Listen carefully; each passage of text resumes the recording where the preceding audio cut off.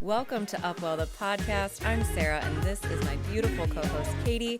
As fellow female entrepreneurs turned friends and now business partners, we are so happy you're here. With every episode, it is our sole purpose to share authentic conversations to inspire your personal level up. Take our curiosity, add your best intentions, and flow with us in the UpWell. Hey guys, welcome to UpWell The Podcast. I am Katie, and as you can see, I am on my own today for this episode. On occasion, Sarah and I will be hosting solo episodes on topics that are a bit more near and dear to us. And today I want to share something with you that is something I have been committed to this past year. And it's something I like to call my daily five, or my 5 S's. It is intentionally taking time, sometimes just 5 to 10 minutes, usually about 10 is what I like to strive for, to practice these 5 things. And you can combine some of them together, and others I like to take each one on their own for its 10-minute time frame. So it doesn't require money, equipment, or anything other than your time and your commitment, which I think is a great thing. Anytime you can do something for free like this, to improve yourself, to improve your mental health, to improve your physical health. It's 5 concepts that I've come to realize that are pretty hard for a lot of people. And I've intentionally made the effort to reconnect to being, just in my own body and really taking inventory of how I'm feeling. And these 5 techniques have allowed me to kind of conquer that quest. So first up, silence. So silence for a lot of people can be very, very difficult. Understandably so. We live in a very loud world. It's almost double in loudness to what our ancestors lived in. Loudness was instinctually a response to assess danger. It created an instinctual or a stress response of cortisol increase to assess danger. Otherwise, our ancestors really lived in a pretty silent world. Could you imagine silence all around all the time? For a lot of people, that would probably make them pretty uncomfortable because we've become so conditioned to the noise that we are constantly in. So, increased noise, like I said, can increase your cortisol levels. So increased cortisol levels can lead to heart disease. It can lead to fat gain. It can lead to hair loss. It can lead to so much more. So really taking the time to sit in silence and make it a daily practice can be something that is not only beneficial for you on a physical level, but on a mental level as well. How I like to create my silence is I like to drive in silence. No radio, no music of any kind, no podcast, no nothing. Just sitting in silence and kind of letting my mind wander, letting my mind drift and go and, see where it takes me. And the creativity that has come with that has been profound, not only on a personal level, but on a business level. It has allowed me to create and grow my business and create even this podcast. Just through, sitting and kind of just letting my thoughts wander and not consuming myself with some sort of noise or some sort of sound that kind of clutters my mind and interrupts my thoughts. Number 2 on my list is stillness. So stillness is probably the hardest one of the 5. I have an insane work ethic, and for me, I constantly want to go. I'm constantly wanting to move. I'm constantly wanting to fidget, hence me talking with my hands all the time. But I take 10 minutes before going to bed every single night to focus on my breath, feel my heartbeat, do a body scan, and really just take a really close look at how I'm feeling. By tapping into this, I am able to really listen to what my body is telling me. It's, is it telling me, do I need water? Do I need to relax my neck and shoulders? Do I need to, assess how I'm feeling? Am I anxious? Am I depressed? Am I excited? Am I scared? Really kind of understanding and allowing my body to feel those emotions from a place of love. But I have to take the time and sit in the stillness in order for myself to feel this, to understand what I am feeling. Am I content in the moment? And that can be a lot harder it can be harder for a lot of people than it sounds. So really just start slow with it. And my biggest thing that I always suggest is to start with the body scan. The body scan is one of the best things that you can do when learning to sit in stillness. And stillness can be combined with the silence. I actually suggest that. I actually suggest the two being practiced together, because again, the stillness of the body, you're trying to quiet everything, but you also need the sound, the sound level to be pretty much non-existent in order to really hear what your body is telling you. So in a world where we feel like we have to be like engaged all the time and constantly getting that dopamine hit, sitting in stillness actually can be very beneficial to your physical well-being as well. It can lower your blood pressure, it can deepen your breathing, it can slow your heart rate, it can regulate your body temperature, and it drops your cortisol levels. So those cortisol levels I just talked about a second ago can actually be reduced by just sitting in stillness as well. So again, combining the stillness and the silence together is really a great way to improve your physical well-being. Another part of stillness for me, though, is the mental side of it. Sitting in stillness is actually, for me, a very humbling practice. Sitting on a park bench or sitting outside in nature or sitting somewhere where I can just observe the world around me, it always tends to bring me to a state of mind that makes me realize how small I am in this world. And for me, I enjoy that. I enjoy knowing that there is so much more going on around me, but I am an intricate part of kind of the web of life. However, this awareness can be humbling, but it can also be empowering. So it can really make you feel and see what you truly want out of life. And I feel a lot of people that I interact with on a daily basis seem to be, in a sense, coasting through life. They don't really know what they want, or they might say they want something, but they're not really doing anything to get what they want. Or they might say they want something because somebody else has it. It's not truly what they want. So sitting in stillness allows you to quiet all of those thoughts and really allow you to tap into who you truly are and what you truly want out of life, which I think is hugely important to really living your best life. Number 3 on my list is solitude. So again, this is one that can be combined with the stillness and the silence, but sitting in solitude can look like a variety of different things for me. It can be something as simple as sitting in a room alone, going for a walk alone, which is my personal favorite, a long bath, going on a picnic, eating lunch outside, or it can be a little bit more extreme, whether that is going to dinner alone, going to the movies alone, or taking a trip halfway across the country or the world by yourself, which I have been known to do. So solitude actually helps you remember and kind of tap into things that you may have buried or forgotten about yourself. And you can ask yourself questions like, what do I like? What is it out of life that I like? And what is it that I want to do? And how does something really truly make me feel? So, and it's not deciding your thoughts on these questions based on anybody else's opinion. It's not based on your partner's opinion, your children, your family members, or society as a whole. It is really truly tapping into who you are and what you truly want out of life and what steps you want to make to really live the most fulfilled life. So some people might see this as being rude or neglectful or selfish to take, to really start to live a life that's truly just for you.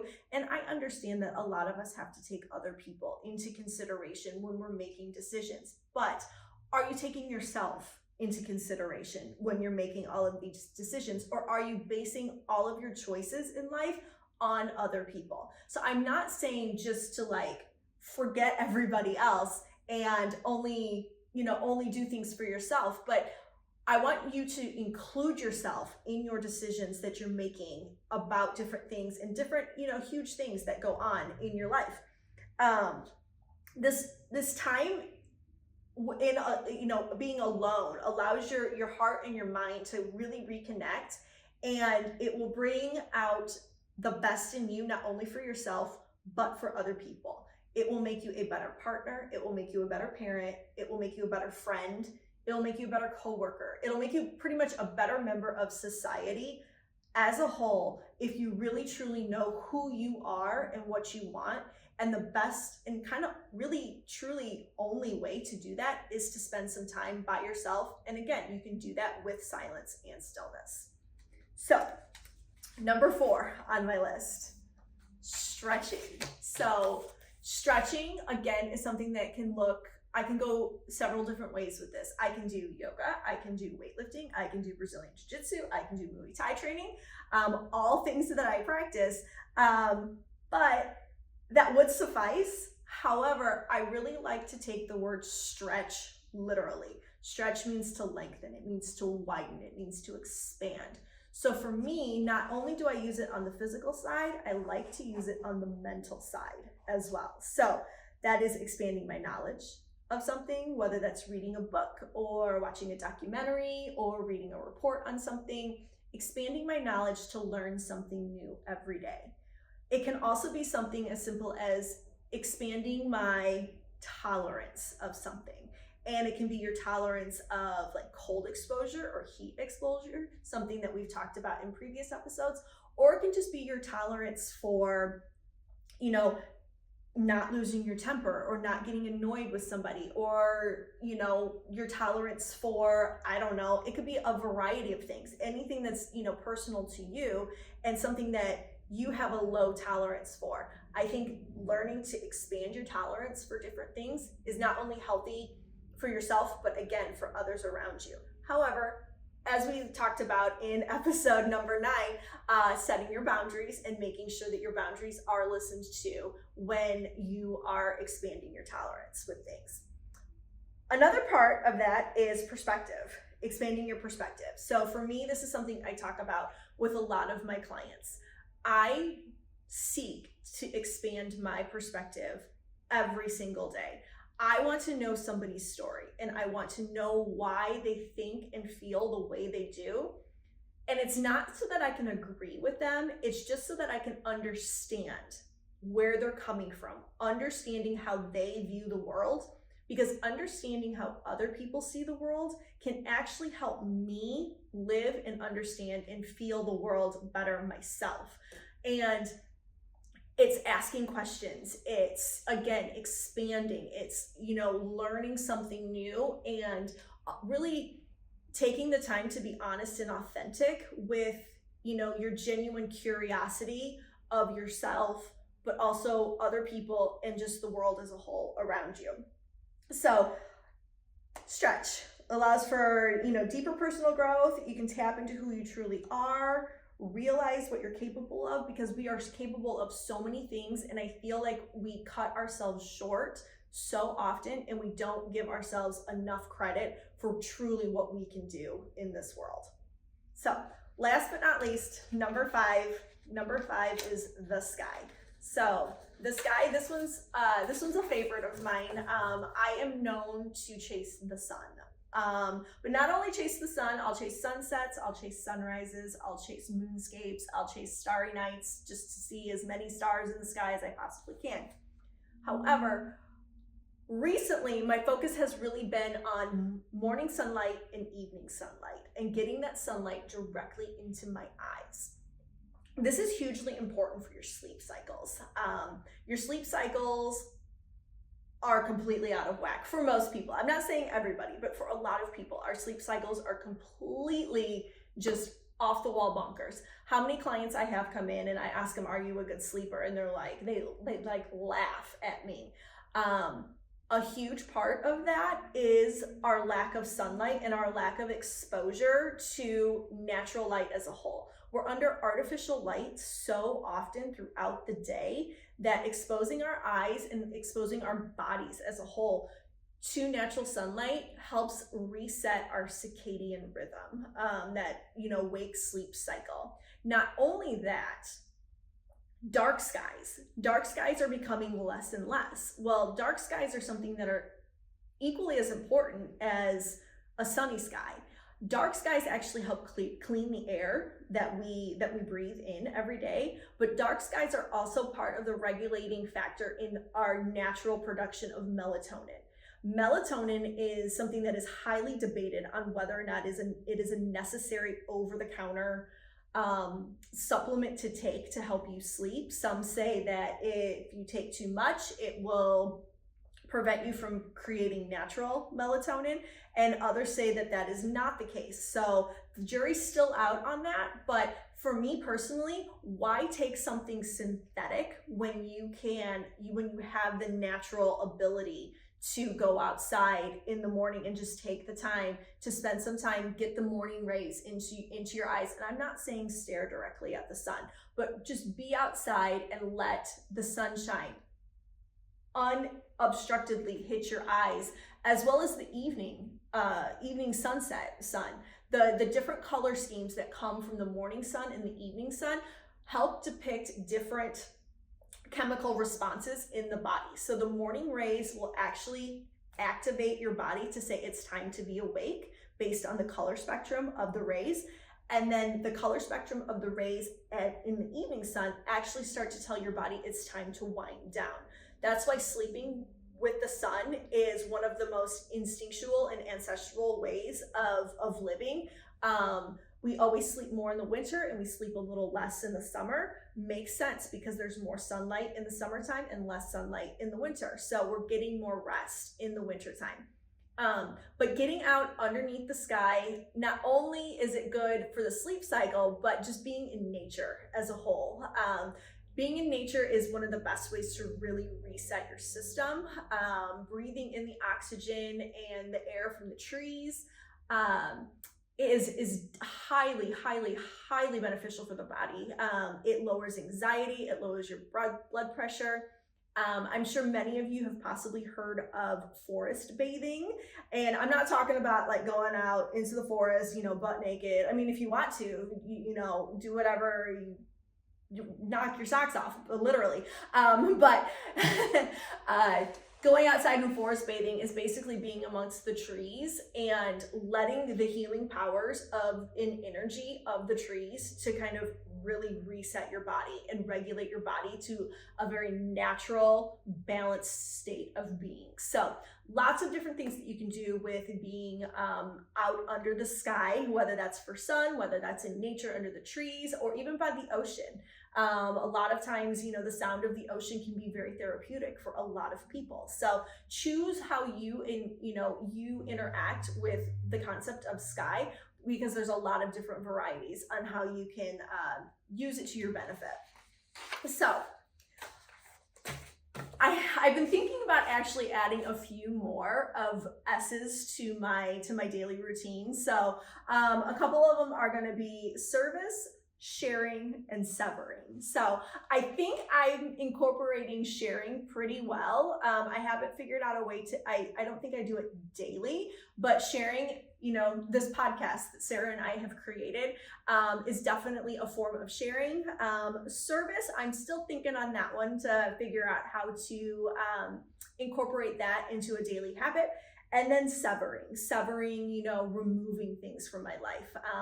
In a world of so much abundance, I think severing is a really healthy thing to consider, to kind of go back to a more simplistic and basic way of living. I feel like that is the calling for a lot of people lately. And that is definitely one aspect that I am more than happy to kind of join in on, to really get back to, simplistic, wholesome, I don't want to say traditional, but I want to say more ancestral ways of living, because really our ancestors, they did a lot of things right, and I feel like we've kind of made things a lot more complicated than what they need to be. So hopefully these 5 daily habits that I've shared with you today are helpful, and you can start to incorporate them into your own life. For me, they have been so profound in allowing me to regulate my anxiety, depression loop that I have had a tendency to get into over the years. I would say in the last 3 years that I've slowly been incorporating each of these practices, that anxiety, depression loop cycle has pretty much balanced itself out. I am not on any medication for anything, and I feel like these practices have allowed me to go about everything in a holistic, natural way and really grow and figure out who I am as a person and love myself and, just be who I want to be without really caring what anybody else around me thinks of that, because other people's opinions of me are none of my business. The only opinion that truly matters is my own. So with that, I hope you guys liked today's very short and sweet episode on what my daily 5 habits are for better living. As always, you can find us on the interwebs, YouTube, Facebook, Instagram at UpWell The Podcast.